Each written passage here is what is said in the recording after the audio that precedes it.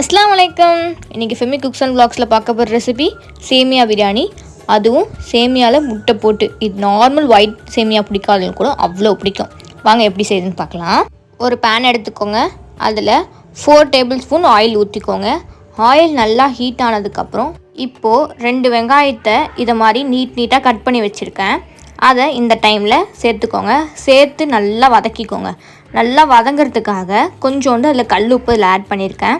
அது கூடவே இந்த மாதிரி 2 இஞ்சியும் பூண்டையும் தட்டி வச்சுருக்கேன். உங்களுக்கு வேணால் இஞ்சி பூண்டு கூட சேர்த்துக்கோங்க. எல்லாம் சேர்த்து வதங்கினதுக்கப்புறம் இதில் ஒரு தக்காளி 2 பச்சை மிளகாவை இந்த மாதிரி கட் பண்ணி இதில் சேர்த்துக்கோங்க. அது கூடவே 1/4 டீஸ்பூன் மஞ்சள் தூளும் சேர்த்துக்கோங்க. நல்லா பச்சை வாசனை போகிற அளவுக்கு வதக்கினதுக்கப்புறமா இதில் 1.5 லிட்டர் தண்ணி ஊற்றிக்கோங்க. நான் இப்போ ஒரு பாக்கெட் அணில் சேமியா எடுத்திருக்கேன். அது 180 கிராம். அப்போ 180 கிராமுக்கு 1.5 லிட்டர் தண்ணி கரெக்டாக இருக்கும். இந்த தண்ணி நல்லா கொதித்து வந்ததுக்கப்புறமேட்டா இதில் 2 முட்டையை இந்த மாதிரி உடச்சி சேர்த்துக்கோங்க. இந்த டைமில் உங்களுக்கு முட்டை வேணான்னா நீங்கள் முட்டை கூட அவாய்ட் பண்ணிக்கோங்க. முட்டை இல்லாமல் செஞ்சாலும் நல்லா தான் இருக்கும்.